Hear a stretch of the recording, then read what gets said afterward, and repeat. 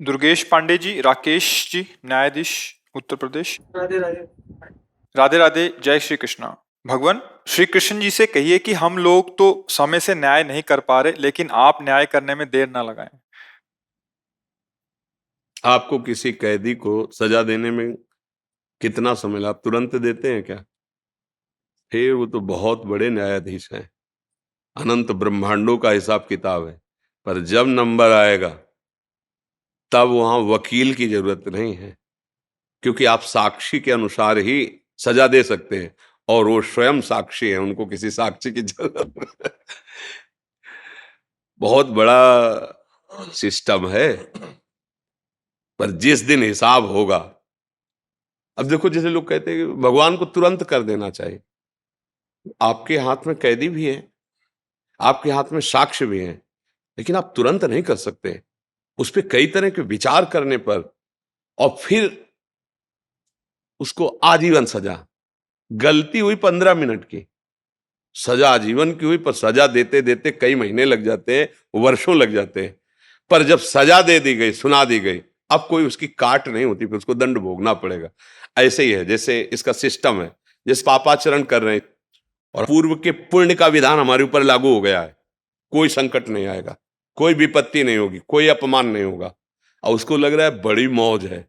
और जहां वो पुण्य सिस्टम उसका खत्म हुआ और ये पापाचरण और पूर्व स्टाक पापाचरण दोनों का ज्वाइंट हुआ, अब जो विध्वंस मचेगा उसके जीवन में वो सह नहीं पाएगा। अब जैसे धर्मात्मा पुरुष ठीक से चल रहा है, पर उसका पाप भोगने का समय आ गया। अब वो बहुत ठीक चल रहा है, पर हर कदम लड़खड़ा रहा है, हर कदम उसको विपत्ति आ रही है, हर कदम अपमान मिल रहा है। अगर वो धैर्य से इसको भोग ले और पूर्व का सुकृत और अभी का धर्म दोनों मिलेंगे, प्रकाशित हो जाएगा। अब ये जरूर है कि हमारे मालिक का रजिस्टर थोड़ा विलंब से खुलता है, पर जिस दिन खुलेगा फिर किसी की ताकत नहीं है कि उसकी रक्षा कर सके। उनका यहां तो आप न्याय करेंगे, दंड विभाग दंड देगा, जेल, वो स्वयं में सब कुछ है। उनको किसी की सलाह की, किसी के आदेश की जरूरत नहीं है। वो परम तंत्र स्वतंत्र, कर तुम अकर तुम अन्यथा कर तुम है। आपकी बुद्धि से ही आपको दंड दिलवा देंगे। बड़ा विधान उसका विचित्र, इसीलिए कहा जाता है डरते रहो कोई अपराध न बन जाए। नहीं तो समय अब ऐसा नहीं है कि आपने अभी अपराध किया और आपके घर में आग लग गई और सब देख रहे कि यार देखो ये अपराध की आग लग गई ना, ऐसा नहीं है। अपराध किया है आप, उसका दंड मिलेगा, सिस्टम है उसका, कानून जैसे यहाँ का कानून। अब तुरंत तो ऐसा नहीं कि फांसी में चढ़ा दिया, बिल्कुल सब गवाही फिट है तो ऐसे तुरंत ले जाकर फांसी में चढ़ा दोगे क्या?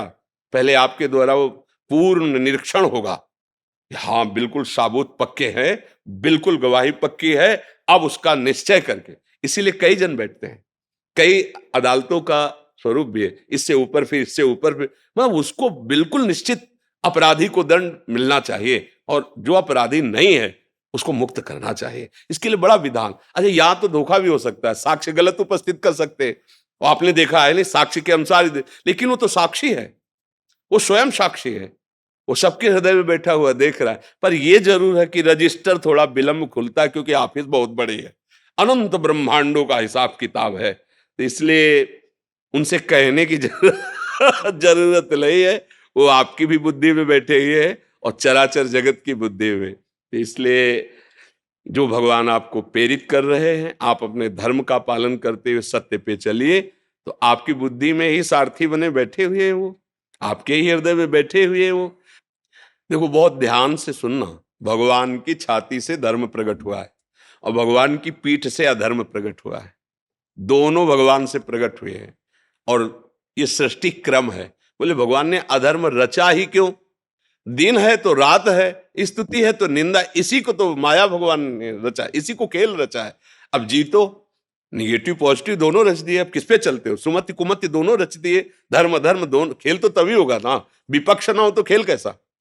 तो ये खेल है जगत, इसमें दो पार्ट रखे गए। आप किधर चलना चाहते हो? एक पक्ष अधर्म का है और दोनों उन्हीं के हैं, और कभी अधर्म को बलवान बना देते हैं और कभी धर्म को बलवान बना देते हैं। ये उनका खेल चलता रहता है। भला उस ईश्वर के खिलाफ कोई एक कदम रख सकता है? नहीं। अब जैसे कहते कि भगवान भी चाहते हैं, नहीं, भगवान ने दो पावर दिए हैं, दो पावर दे दी, एक अधर्म को और एक धर्म को। अब आप किसको स्वीकार करके चलते हो? देखो जो दुनिया को दुख पहुंचा रहे हैं उनके भी बहुत अनुयायी हैं, और जो दुनिया को सुख पहुंचा रहे हैं उनके भी बहुत अनुयायी है। ये दोनों अनुयायियों भेजता कौन है? इन दोनों को पावर कौन दे? ये सारा खेल बस ये, या रास्ते रघुनाथ कर बेग न जाने कोई, जो जाने रघुपति कृपा तो सपने मोह न होए।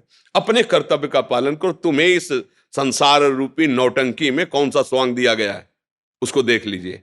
जगन नाटक वैभवा, गोपाल शास्त्र नाम में ये जगन नाटक भगवान का वैभव प्रकाशित, तुम्हें स्वांग क्या दिया गया है? जज का। तो जितना तुम्हें ज्ञान दिया है उसके अनुसार तुम्हें न्याय करना, ये भगवान की पूजा होगी।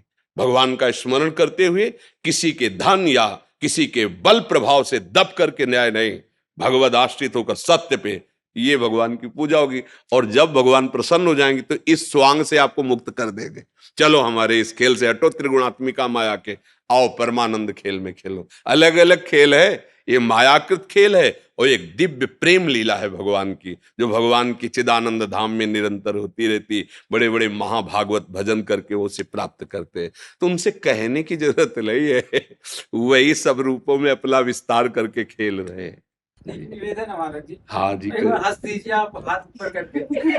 नहीं तो ऐसे कैसे हंसते मतलब अब जैसे कोई ऐसी बात आवे ना, अब जैसे रोल में हंसला हो तो अलग है, ये जो हंसी होती है ना ये आनंद की छकन में होती है। जैसे कोई भागवतिक बात कही और एकदम हृदय आनंदित हो गया, उस वो एक अलग। अब जैसे बनावटी में हंसा जाता है ना तो उसमें स्वाद नहीं होता है। नहीं देखो ना, जैसे नाटक में भी तो हंसते हैं तो उसमें स्वाद थोड़ी होता है। एक ब्रह्मानंद की छकन में, भगवदानंद की छकन में जो हंसी आती है वो लुभायमान करती है। और ऐसे हंसना लुभायमान तो कॉमेडी नहीं, कॉमेडी कहते, क्या कहते हैं?